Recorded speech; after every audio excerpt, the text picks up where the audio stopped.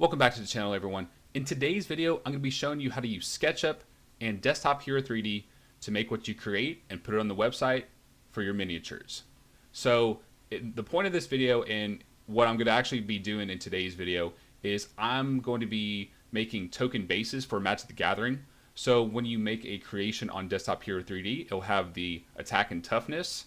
So that way you can make your games a little bit more visual for commanders from the casual formats. But overall, it's just something a little bit different that we're going to be trying with the channel and showing you what you can actually do with some of these apps. So like I said, the app I'm going to be using is SketchUp, which is a web browser app. You don't have to download anything onto your computer. You sign up with an account and you just go from there. All right. So let's go ahead and begin with the base. So right now I made two squares with multiple corner squares for my dimensions.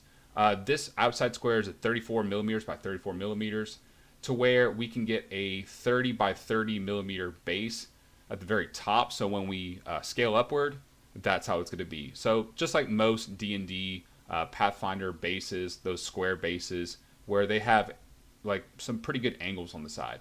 All right. So let's start with this drawing app right here, or the drawing tool, I should say. So the line app. So the first thing I want to do is go from corner to corner, because I want to start making my actual vertical corners. Playing with this app, there are a few problems that you run into sometimes. For instance, if you go over to an area and it's still purple, most likely the file or the thing you're going to print on with your 3D printers is not going to really recognize that as an actual thing, so it's actually not going to print it. All right, so all my corners are done. The next step I want to do is I actually want to make my towers, or I want to make my lines drawing upwards. So whenever you click, and you have to play around with this a little bit, but you want to draw around the blue line, and that is your z-axis, your height axis. All right, so I want my base to be about 3.5 millimeters. Go right there. All right, my next corner, I want to go up to 3.5 millimeters. And if you can see right here, by my pencil tool, by my line tool, is that there's another dotted line that goes across, and that's showing you that it's going to be in line with that particular pencil, that particular line that you just drew. Okay, so next over here, we'll draw another one about 3.5 millimeters, and you can see it's still in line. So click right there. Okay. And then for your last one, we'll just go right here, finish it off. All right, and we're good to go. The next thing I want to do to start making solid objects and not run into the purple problem nearly as much is I actually want to go from the top of this tower and start hitting these intersections right here. If you can see the white right there, that means that it's going to be printed as a solid object. Okay, so it looks like we're doing good so far with that. So let's finish off the corners first of these token bases for Magic. You could also use these bases for other games as well. I mean, it doesn't have to be strictly for Magic. You could use it for D&D or whatnot. But I'm just showing you the process to make your own stuff with basically free programs, free websites. Okay, so we'll go in right there. Now, as I finish the corners, some of the things you'll see right here is that along these inside of each right side of these triangular prisms is you'll see that purple again. And in most files, most file readers for 3D object, it's not going to read that. Okay, so that's kind of a problem right there. But to kind of solve that, what we're going to do is we're going to use this push-pull app. Okay, and we're actually going to push-pull from the white side. Okay, the actual solid base side. So then you know for sure it's going to be a solid object across the board. If I just actually pull this object up like this, just to show you what push-pull does, if you go underneath it, it'll actually show you a solid box underneath, but at the top, it's actually not going to print. So that's a problem right there. So if you do find a way to make spaces, and really all you have to do is you would have to fill these holes in, or fill these spaces in a little bit more outward to make that box, you can do that. We are not trying to do that, actually. We are basically just trying to fill everything in, just make it super basic. So what I want to do is I want to make these ridges real fast. Okay, so one thing with the push-pull is that you can hit the control button, and it's actually going to add that material right there. Okay, so now you see it's one solid object. You still have that layer right there, but that's going to be fixed very soon. Okay, we'll do opposite side as well. Okay, and we'll do it on all sides, so that way it fills in those areas. There's a number of ways you could also do the last little bit. You could either pull it up, or you can actually, what I'll actually do is I'll just pull it straight across. It looks cooler that way, I think. And you can actually see the lines a little bit better. You could do it either way, but now you have one complete solid object. In SketchUp, or when you're going from taking this file to your 3D object reader, these lines are not going to show up, so that's a good thing. So it's recognizing that this is one solid object, which is what we want. There's going to be no spaces. There's going to be no problems when you're actually printing this stuff out. When you're actually looking at the file. Okay. The last thing we want to do is we want to go over to this rectangle app, and we actually want to put the power and toughness right here. So there was an app. Let me show you what it looks like. So there is this font letter 3D text tool right here. You just click on that, and you basically enter your stuff right here. You can enter whatever you want. For me, I'm going to type in 3-3. So 3 toughness, 3 power, or 3 power, 3 toughness for Magic the Gathering.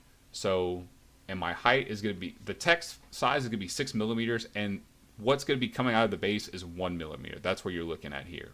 Okay. So now there you have it. I have my 3-3 power and toughness. I'm just going to go ahead and kind of line it up somewhere along the center and put it right there. So now we have a base to where you can add a creature on there. You can add whatever you want on there, and it's got a power and toughness of 3-3. Okay. I'm going to save this as, I'm going to save this for right now. Saving it as test 1. Okay. And while that's saving, I'll show you what else could be done on here. There's you could have up to a certain amount of files depending on your space size. So I have a lot of other stuff in here. If you've seen my Thingiverse account, you can go to your SketchUp folders, and I've had other different projects, like all the bases that I worked on for like your storage carrying cases and whatnot, like gargantuan huge creatures for Dungeons and Dragons. There's towers, the universal tiles I've made. So I've made all this stuff on here on SketchUp, and it's worked, for the most part, it's worked fine right now. All right. So I've saved that file. I'm going to go ahead and export it as an STL. That is what most people will use to read their object files. You can see that it's being downloaded. I've already had a test 1, trying to practice another design to try to fill in some of the spaces, but it's downloaded. Now we have the 3-3 base object. So now we're going to go over to Desktop Hero 3D, and when you type it in, it's going to come up to the editor, and this is the first thing you'll see. Is you'll see this base halfling female character right here with 2 swords. We're going to go ahead and take the base, and you have to make a account with Desktop Hero 3D, which I've already done. So, but once you do that, you can go ahead and hit contribute. We're going to make it as an asset because it's just one piece. It's not like we're adding a character or whatnot. We're adding a base. So it says submit an asset using the new uploader. So we'll go ahead and do that.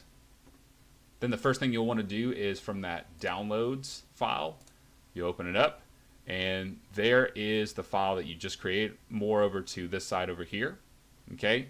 I want to make it to about 20% of what that is.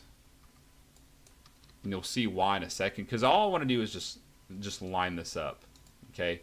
So right now the base looks good. As far as size wise, now we got to put it into position. If you want to go more to the right, it's going to be positive values for the x-axis. If you want to go more to the left, it's going to be in the negatives. So let's just try -6 right now. It looks like almost there. So we're going to say maybe about -7 along the x-axis. That looks okay. As far as depth goes, so if you want to go down, it's going to be negative sign, obviously. So I'm going to just say -5 just as a starting point. And it looks like it could be raised a little bit more up. So let's just say -4.7, just kind of get that in the way. And then moving it up, it's going to be in positive values. So let's just say -6 or 6, I should say. And it looks like the feet are a little bit covered. I want to put this more to the right. So let's just say negative 6.8. Or we should put it more to the left, I should say. Negative 7.2, maybe about 7.3. And that looks like it works there.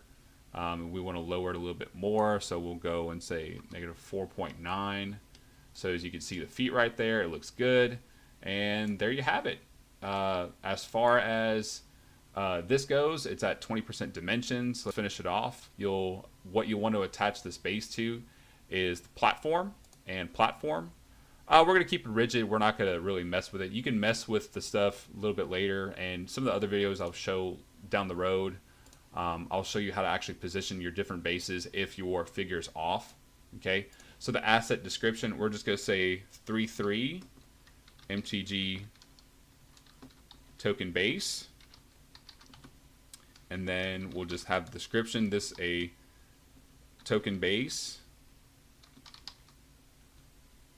33 for Magic the Gathering. All right. Categories, we'll put it in platforms, so that way you'll see it very quickly. You'll see that that's the right area that we want to go for. We don't want to put it as like a weapon. You don't want to have a giant square 3/3 that just looks obnoxious. All right, and then we're gonna go ahead and hit submit. So it says thank you, your submission was received. We'll go back to the editor. It's probably gonna process for a little bit. It'll probably maybe take a few seconds, but let me show you while that's processing. Let me show you some of the other stuff that I've also tried out, because I've tried bases before, and I've actually uploaded, I've uploaded a 2/2 base token. So if you look at this, 2/2 right there. I think the 1/1, I think it also works too. I could probably raise it a little bit more. I'll probably actually redo this. But as you can see at the top, when you upload this asset, it'll show you that 33 MTG token base is processing. But I think it doesn't really take that long because it is a very small file, especially when you're talking about SketchUp. So I'm going to go ahead and reload the page. That way you can see the platform in its finest, going from SketchUp to here. Platform, all right. So it looks like it's done. You click on it, and there you have it. All right. So you could also rotate this to however you want it a little bit later. To rotate it, you would just have to go to pose, and the base is actually going to be this particular level right there. But as far as the platform goes, what we took from SketchUp to Desktop Hero, there you have it. So we're going to go ahead and publish that. So now when you start making, if you want to start making your own creature tokens, you will have bases to where it'll have a power and toughness, just to kind of make the game a little bit more visual. If you like this video, be sure to share it out, comment on the video to see what kind of more videos you want me to do with this kind of stuff.